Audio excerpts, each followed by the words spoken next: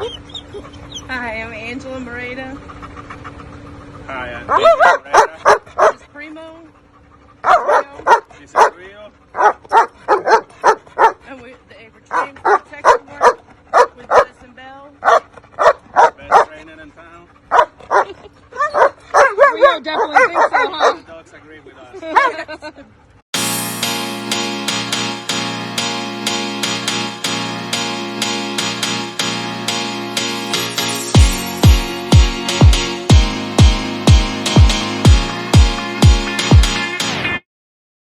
I think we got one more. Yes. One more shot. Yes. Fire up.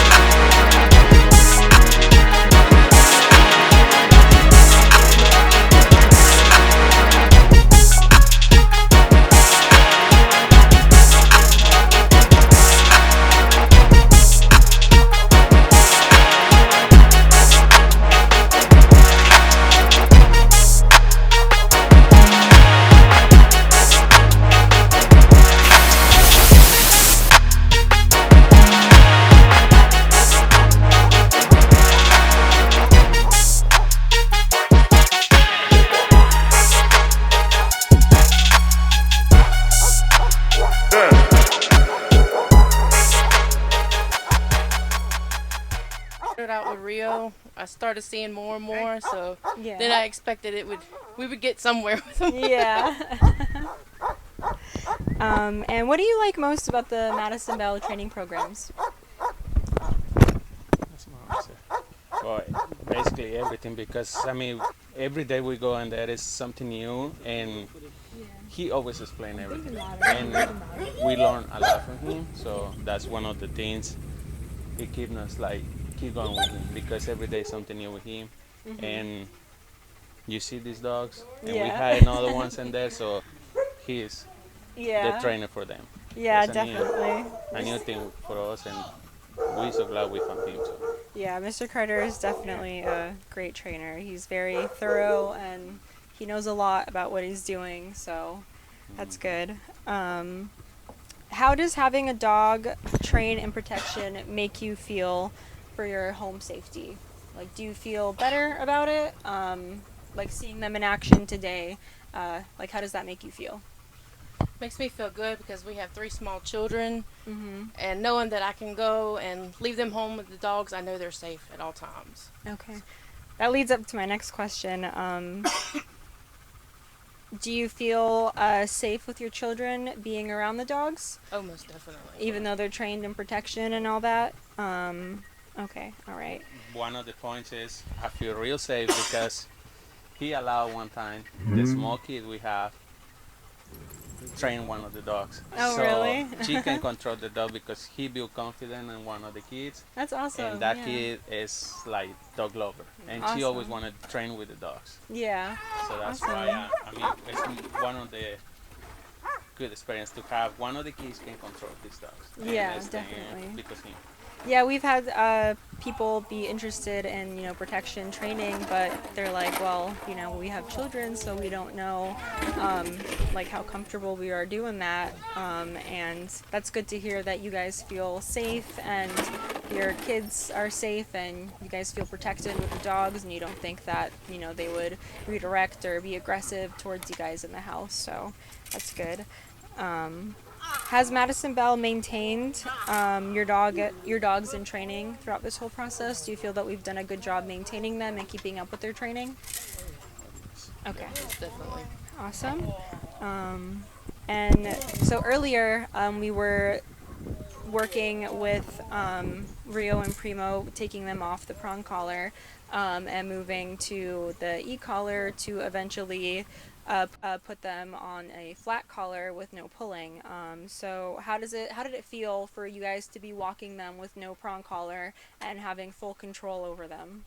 Great. It's less they have to wear. Yeah. We're afraid because we like to go hiking and we always take the dogs with us. Yeah. And when you hiking, it's too hard for us to have the dogs on the leash. Mhm. And now with this process, I heard you, we don't have to have the leash on, and we can go hiking with the dogs beside us.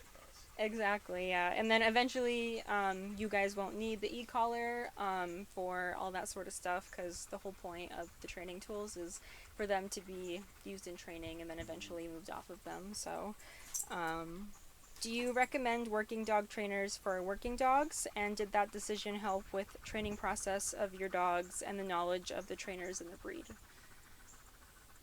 You need to repeat that? Yeah, okay.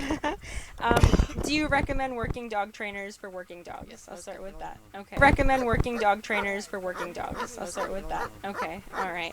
And knowing that, did that decision help with the training process of your dogs and the knowledge of, a trainer that's worked with working dogs?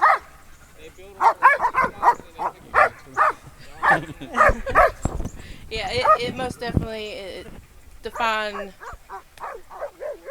a working handler that knows how to work the dogs is most definitely because just a random person, Yeah. I don't believe they can handle these dogs. Yeah, like, so for instance, like the difference between, Mr. Carter, who's been working with working dogs for a long time, but if you decided to take them to, say, like PetSmart or something and do like their basic obedience program that they have, We've had experience with them. Okay. Rio, and I'll be honest, to him, if you see that dog when he was training in there, it's just like, just do it, and after like 5 seconds, like, this is just boring. I'm not gonna do anything Yeah. for them. Okay, I didn't mean to call And- PetSmart out. That was just a random example. And with him, when we take it with Carter, it was like completely different. Like, he's like, I want to do it, I want to do it. He's so in focus. So that's all you right there. Somebody want your dog to learn, and somebody just the money. Yeah, exactly. And Definitely. the passion they have for the dogs, it's hard to find people with passion. Exactly. And he's one of them. Dog owner, did you put a lot of commitment, like through you guys and your family, into training your dogs? And while they were in training, like, did you devote a lot of time, energy, like a lot of commitment to doing this? It's not a breed for everybody. Yeah. It is That they have. We've had experience with them. Okay. Rio, and I'll be honest, to him, if you see that dog when he was training in there, it's just like, just do it, and after like 5 seconds, like, this is just boring. I'm gonna do anything Yeah. for them. Okay, I didn't mean to call And- PetSmart out. That was just a random example.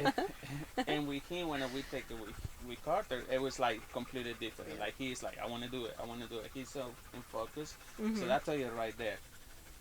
Somebody want your dog to learn, and somebody just put the money. Yeah, exactly. And Definitely. the passion they have for the dogs, it's hard to find people with passion. Exactly. And he's one yeah. of them.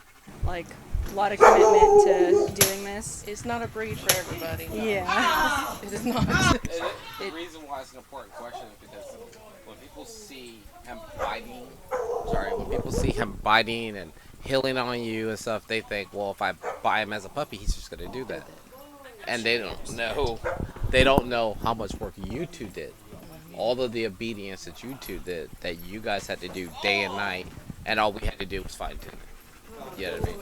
And that's the other thing. People He's just hanging out. Would you say, as a working dog owner, did you put a lot of commitment, like through you guys and your family, into training your dogs? And while they were in training, like, did you devote a lot of time, energy, like a lot of commitment to doing this? It's not a breed for everybody. Yeah. It is not. The reason why it's an important question is because when people see him biting and healing on you and stuff, they think, well, if I buy him as a puppy, he's just gonna do that.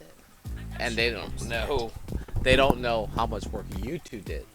All of the obedience that you two did, that you guys had to do day and night, and all we had to do was fine tune it.